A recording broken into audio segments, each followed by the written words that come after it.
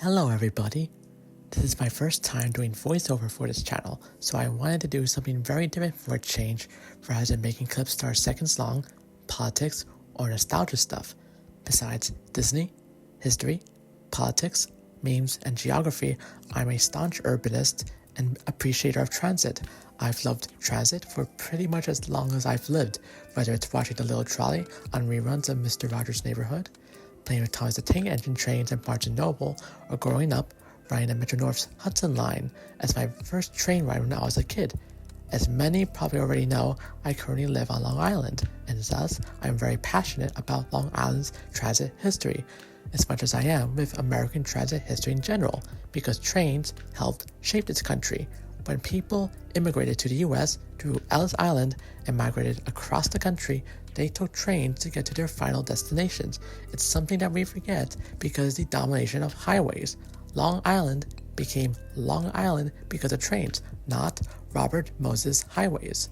The LIRR remains the busiest commuter railroad in North America, and to show just what makes the LIRR so great and why more Long Islanders should be grateful for it, I did a collab with fellow transit-loving creator Classy Whale and went all the way to Montauk by train. You can watch our video together on his channel if you haven't already. But here is a lo-fi style video of all the cool facts that couldn't make it in. It is my hope that you take something from this video and learn something new from it, and have a better appreciation of the island's unique history for what it is. As they say, never judge a book by its cover. So, let's begin. Caleb, take it away. The Montauk Branch first opened as part of the South Side Railroad of Long Island, from New York City to Patchogue in the 1860s, with an extension to Long Island City and Bridgehampton in 1870. Long Island City Station itself first opened in 1854. This line became the Southern Railroad Division in 1874, after the South Side Railroad was reorganized and was leased by the LIRR in 1876. It was reorganized again as the Brooklyn and Montauk Railroad in 1879, and merged with the LIRR in 1889. Service to Montauk Station wouldn't begin until 1895. Electrification of the Montauk Division from Jamaica to Babylon was completed in 1925, but the line between Babylon and Montauk remains non-electrified to this day, hence the need for diesel trains. These diesel trains use C3 coaches that have been in service since 1998. The C3s were built by Kawasaki and are based off the C1, which were built by Tokyo Car Corporation. They were designed by Coming, an Aussie company who worked with Mitsui, and it was one of the last Coming projects before they ceased to exist in 1990. Coming didn't follow through with building because of instability, so they sold the design to Mitsui, who in turn sold the design to Tokyo. Bi-levels were chosen because of getting the capacity they want while making up for the short platforms on the diesel branches. The C1s entered service in 1991 and were part of an experiment to see if they could do a one-seat ride on the partially electrified Port Jefferson branch, which isn't electrified, between Port Jeff and Huntington Tube and Station. If successful, they'd make a larger order, which ended up becoming the C3 based on an updated design thanks to feedback. The C1s were sold to private owners like Saratoga and North Creek, who sold them to keep costs central, meaning you can ride on LIRR coaches in Massachusetts. Typical Montauk Branch service acts as a commuter train, with regular commuter service up to Spionk from Jamaica, while some terminate at Patchogue or act as a shuttle between Babylon and Spionk or Patchogue. During rush hour, some Montauk Branch trains go to and from Hunters Point Avenue, Long Island City, and Penn Station. Service all the way out to Montauk is limited. The most famous thing about the Montauk Branch is the Cannonball, which is express 12-car service to the Hamptons on weekends during the summer. The Cannonball was first introduced in 1899. Pre-pandemic, you were able to reserve seats ahead of time for something called the Hamptons Reserve, which also included complimentary bar service. This reserve service was introduced in 2001 to replace parlor cars. Most diesel trains use the Babylon Branch section of the Montauk Branch to reach the rest of the Montauk Branch, while others use the mostly non-electrified Central Branch, which is between the Ronkonkoma Branch, part of the main line, which is the original LIRR Branch, at Bethpage, and the Babylon Branch at Babylon. The first time a man rode a bicycle for 1 mile in less than a minute actually happened on the Central Branch, when Charles Minturn Murphy performed this feat in 1899 by drafting behind a LIRR passenger car. After he joined the NYPD, he also became the first policeman in the world to fly an airplane, and the first in New York to ride a motorcycle in uniform. He died in 1950 at age 79 and was buried in Brooklyn's Greenwood Cemetery.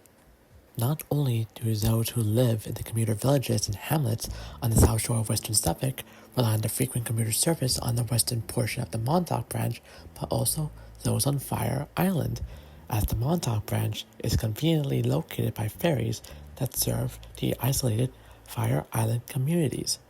Fire Island communities are completely walkable, as the houses are all connected by boardwalk and sandy paths. Fire Island almost had a highway route through the whole island proposed by Robert Moses. After he built a causeway to the western end, as well as Ocean Parkway on Jones Beach Island, the communities fought back during the two attempts he tried to get construction authorized, and they succeeded in keeping Fire Island unique. In 1964, President Lyndon B. Johnson signed a bill that created the Fire Island National Seashore. Patchogue Station first opened in 1869, while the village itself was incorporated in 1893. Patchogue Station was once home to the BD control tower, which is notable for what was the very last hooping operation on the LIRR. For those who don't know, hooping is when a dispatcher contacted the operator via telephone or teletype, and the operator in turn wrote down the order and passed it on to the train crew via a hoop. The control tower was originally constructed in 1912. It was once used for both the LIRR and the short-lived Suffolk Traction Company streetcar system. While all switches and crossings were automated in 1970, hooping continued. As the structure deteriorated so much, it became known as the Leaning Tower of Patchogue and was finally demolished in 2006. If you know a thing or two about Long Island, then you'd know that a lot of places on the island have names of Native American origin. Patchogue, for example, is named after the Patchogue Indians, better known as the Unkechaug tribe.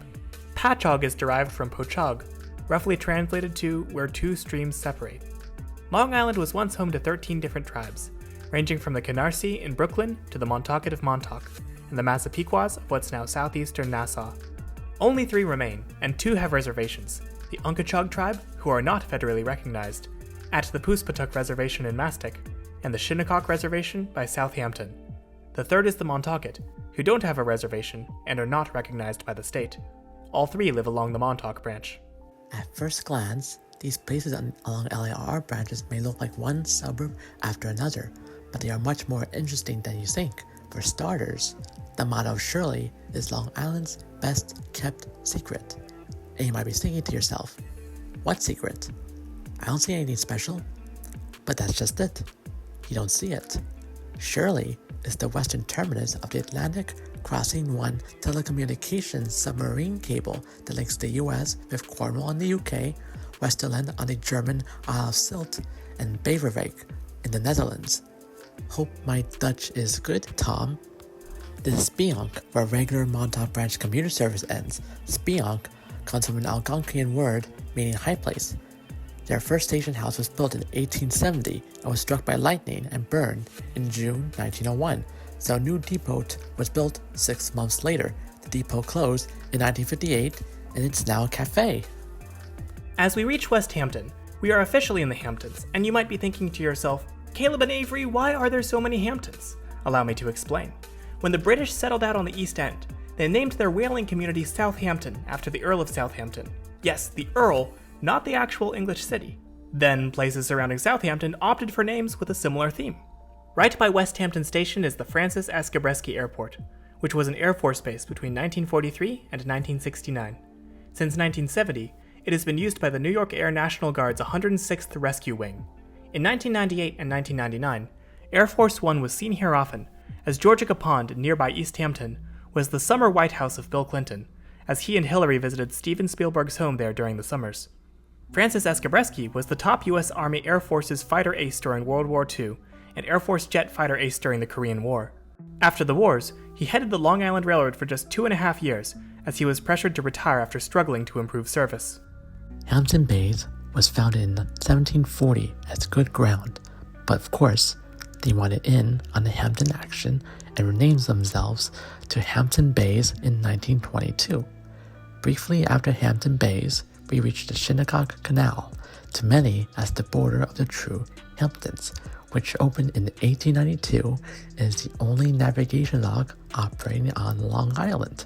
It made the passage from the North Fork to the Atlantic Ocean much easier and was part of New York's effort to reclaim what was then a waning fishing industry. Between Hampton Bays and Southampton, you can see the Shinnecock Hills Golf Club. There used to be two stations that served it called Shinnecock Hills and Southampton College. Whenever the golf club is hosting the U.S. Open Golf Tournament, a temporary platform is built at the former location of Southampton College Station, and this has happened in 1986, 2004, and 2018.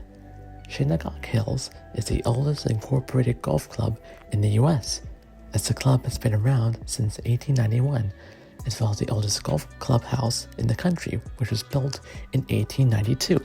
The Shinnecock tribe helped build the golf club on land illegally taken from them by earlier settlers in 1859.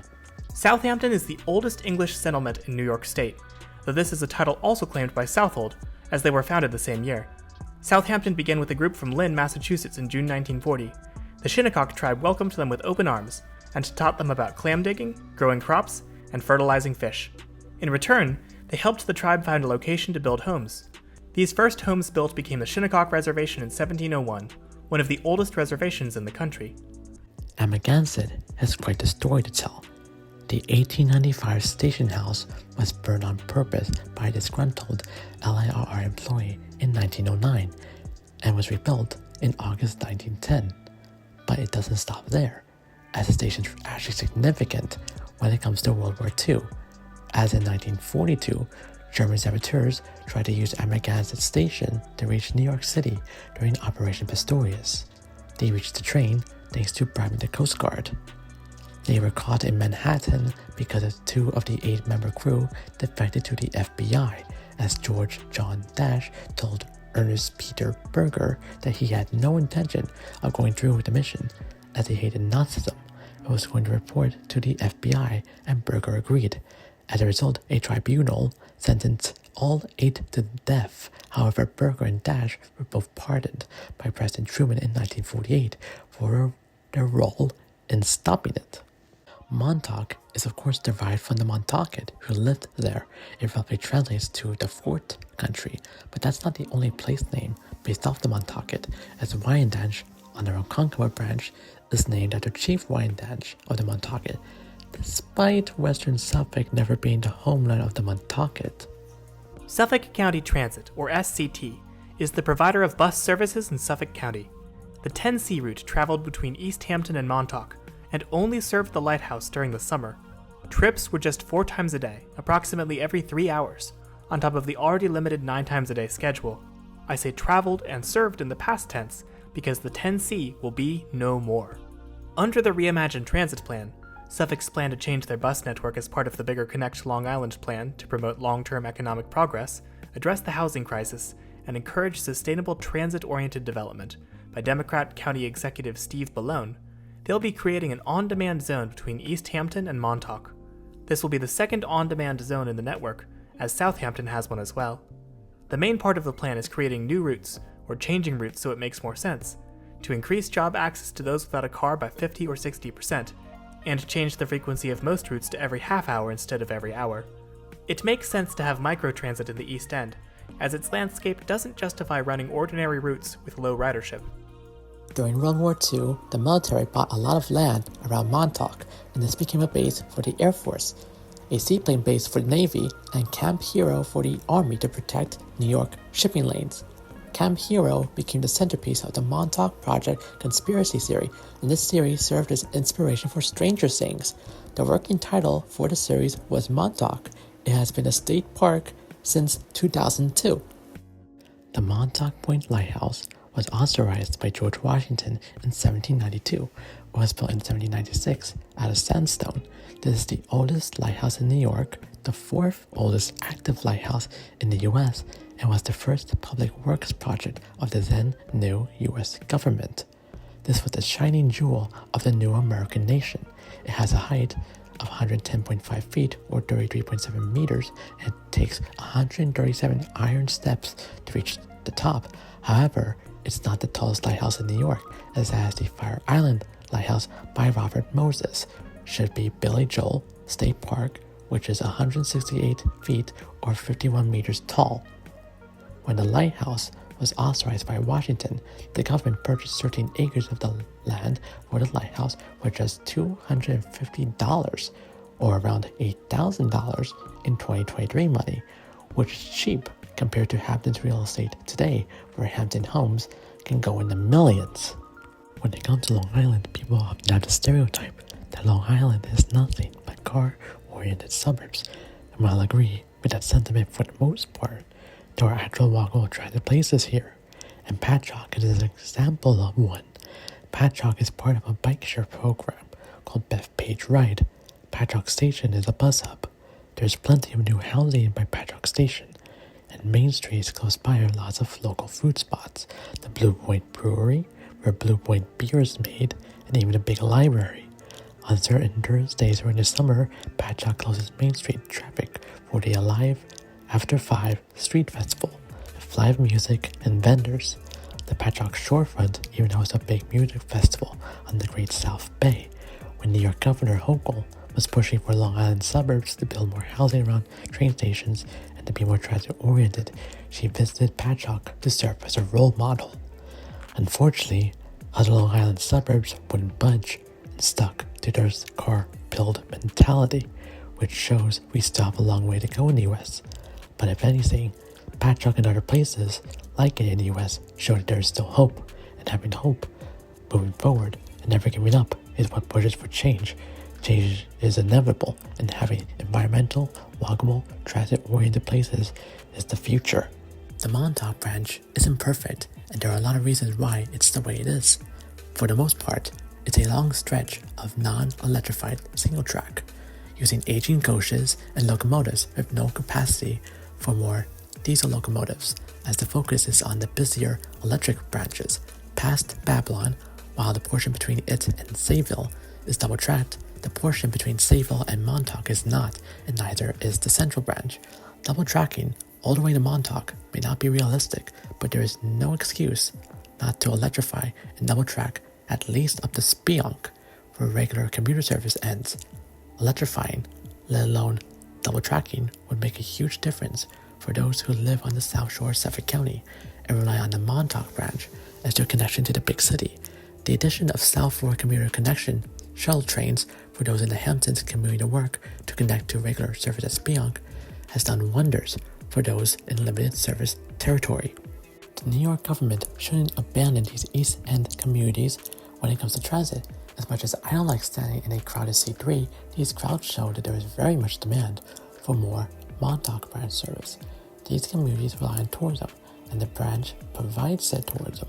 The more people taking the train, the less people there are sitting in their fancy cars in traffic, and that's an overall good thing for not just the environment, but also promoting transit as the way to go. And in this video, we've shown that traveling all the way to the Montauk Point Lighthouse, the very eastern point of Long Island, by transit is possible. Pushing transit to its limits, showing just what transit is capable of, is how we gain traction. As the iconic Portland Union Station clock tower states, go by train.